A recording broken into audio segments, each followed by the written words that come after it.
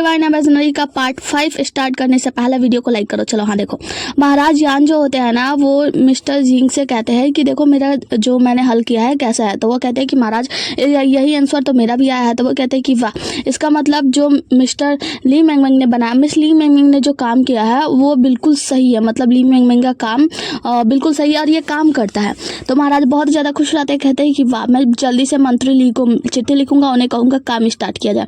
उसके बाद से महाराज को बधाई देते हैं मिस्टर लू हुआन उन्हें बधाई देते हैं। फिर महाराज लू हुआन से कहते हैं अच्छा एक काम करो, जाओ ली मेंगमेंग को बुला कर लाओ।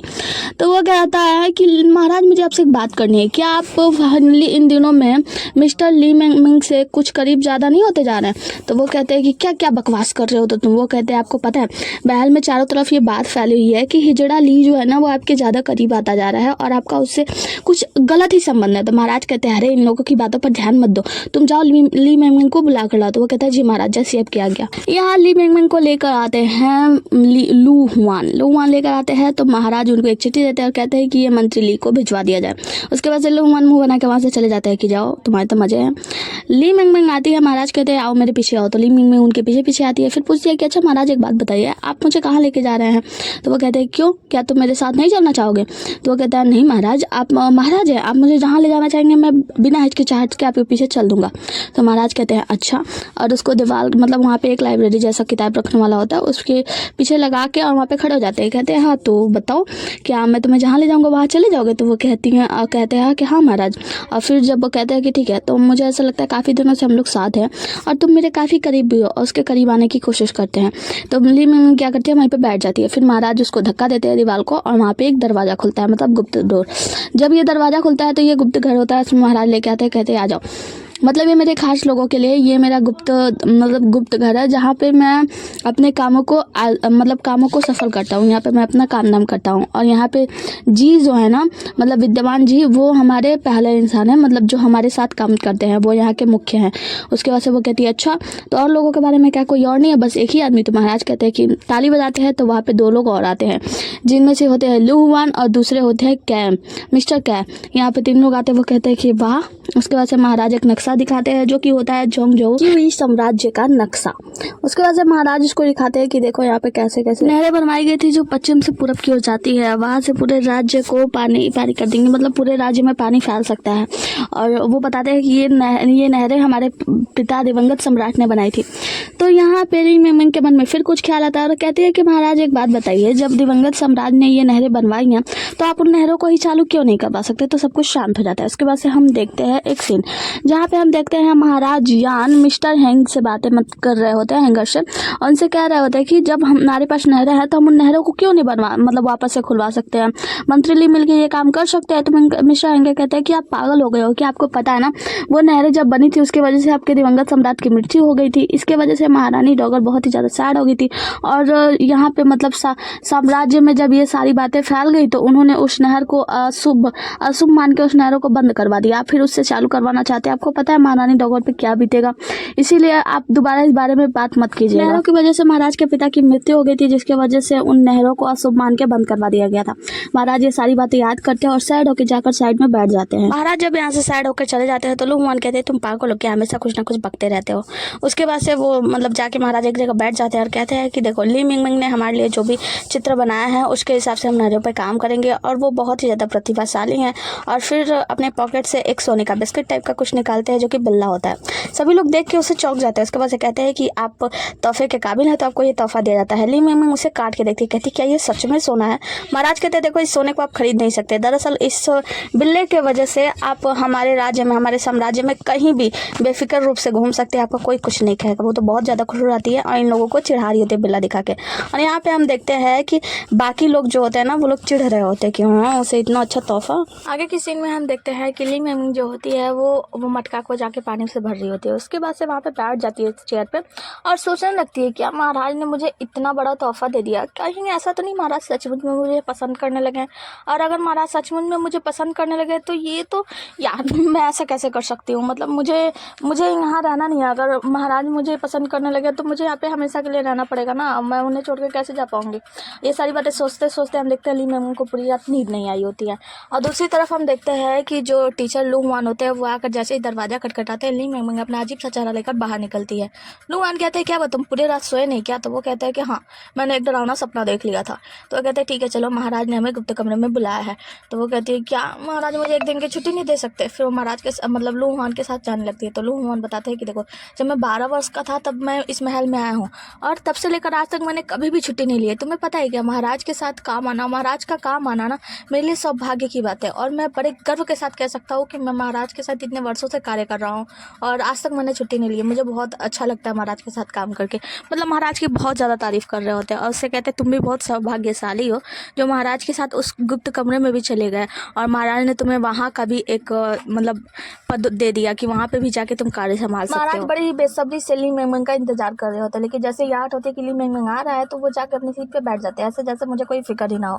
उसके बाद से जाके बैठ जाता है तो लूहान आते हैं, महाराज को प्रणाम करते हैं, कहते हैं कि ली मिंगमिंग हमारे साथ है। तो ली मिंगमिंग उन्हें प्रणाम करती है। महाराज कहते हैं कि वैसे आज तुम पहले ही दिन हमारे कार्य में लेट कर दिया है, ऐसा क्यों?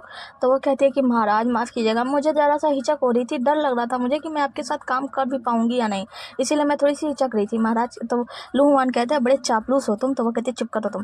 उसके बाद से महाराज कहते हैं ठीक है तो हम अपना काम स्टार्ट करते हैं। उसके बाद से वो उन लोगों को नक्शा दिखाते हैं, कहते हैं कि देखो ये एक्वागार्ड का नक्शा है और इसे हम लोगों को बड़े ध्यान से बनाना है। अभी ये पूरा नहीं हुआ है लेकिन हम इसे पूरा करना है सिर्फ और सिर्फ 2 दिनों में। 2 दिनों में पूरा करके हमें ये लू काउंटी में पहुंचाना है। 2 दिनों के भीतर इसका काम खत्म करना है। फिर ये सभी लोग मिलकर इस काम को करने में लग जाते हैं, मतलब दिन और रात मेहनत करते हैं। 2 दिनों तक बिना खाए पिए ये लोग अपना मेहनत करने में लगे होते हैं। जहाँ पे हम देखते हैं कि इनका काम कंप्लीट होता है। महाराज कहते हैं कि अब हमारा काम कंप्लीट हुआ।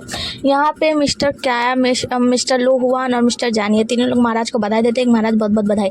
महाराज कहते हैं ठीक है आप लोग जाकर आराम कर लो। ये लोग चले जाते हैं लेकिन लू वहीं पे सोए रह जाती है, मतलब ली मिंगमिंग वहीं पे सोई रह जाती है।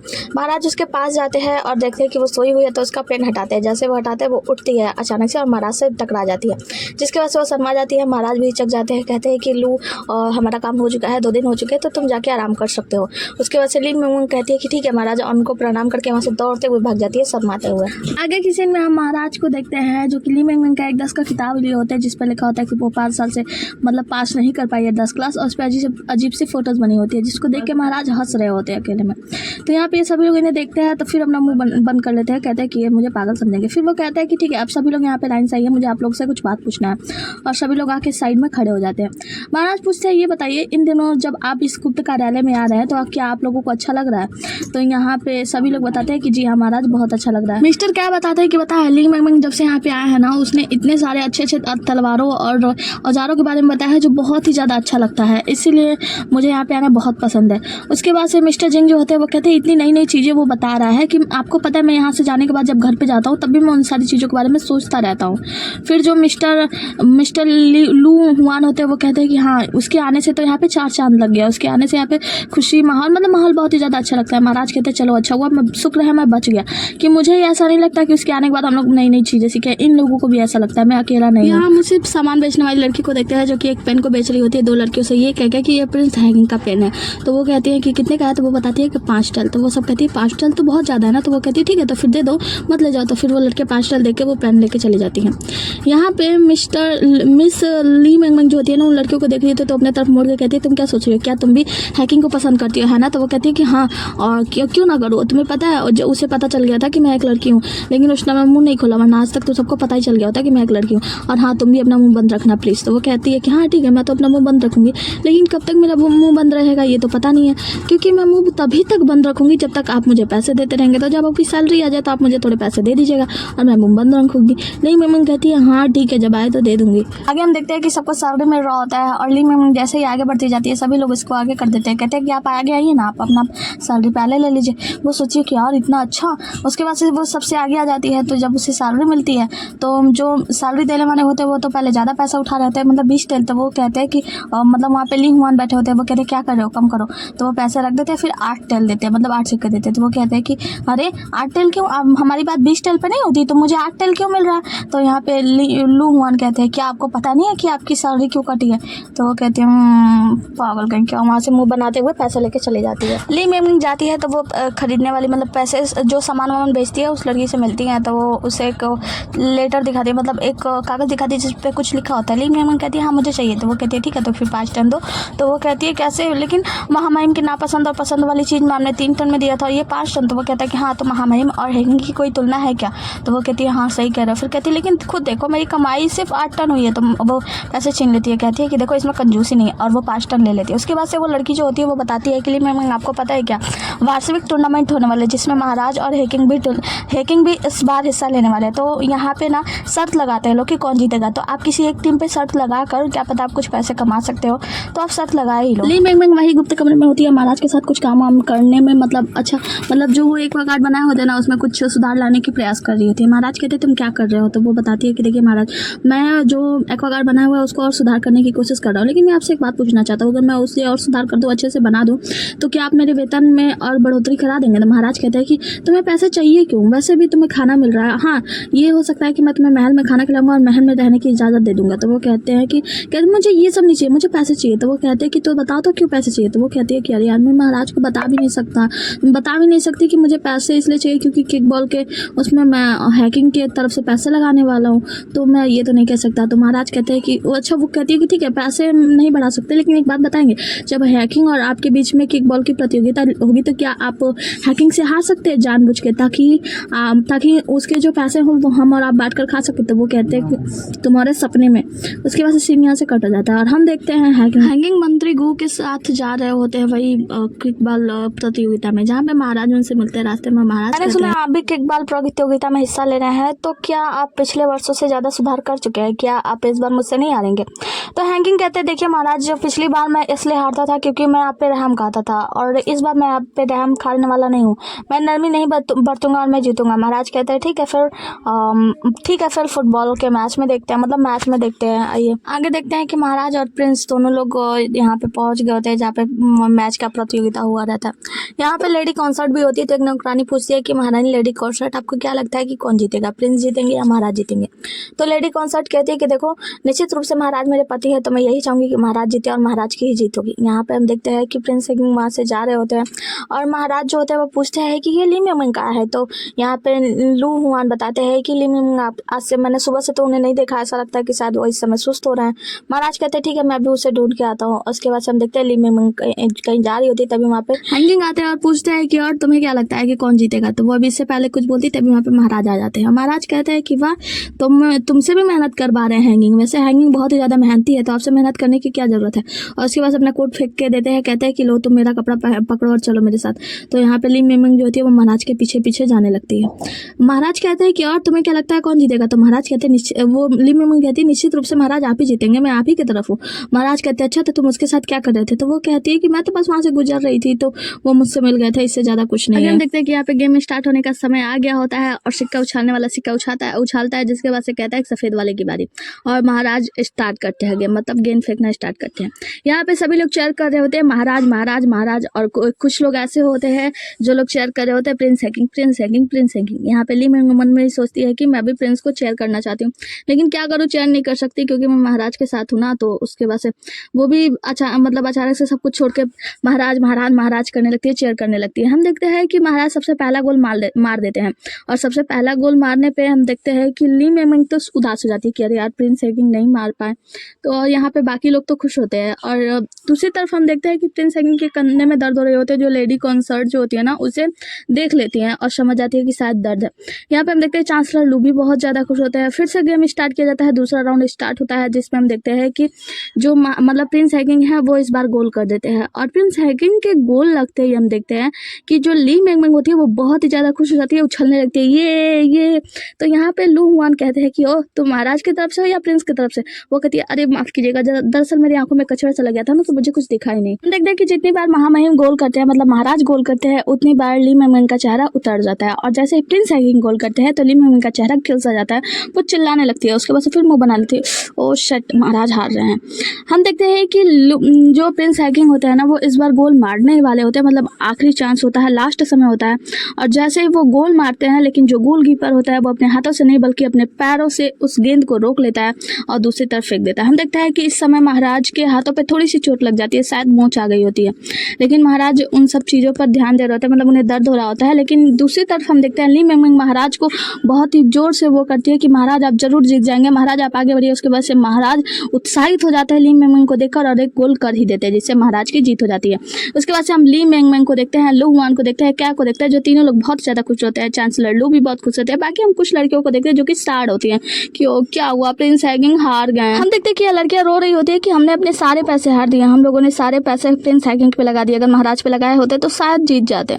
उसके बाद से हम देखते हैं ली मिंग को याद आता है कि अरे यार मेरे जितने भी वेतन थे मैंने सब प्रिंस हैगिंग पे लगा दिए थे, अब क्या होगा, मैंने तो अपना वेतन भी हार दिया। हम देखते हैं कि फिजिशियन आए होते हैं और महाराज की देख रहे हैं, मतलब उनका हाथ वाथ ठीक कर रहे होते हैं। तो यहाँ पे चांसलर पूछते हैं कि महाराज कैसे है, तो फिजिशियन बता रहे हैं कि महाराज का हाथ अब ठीक है, बस उन्हें थोड़ी आराम की जरूरत है, वहाँ से चले जाते हैं।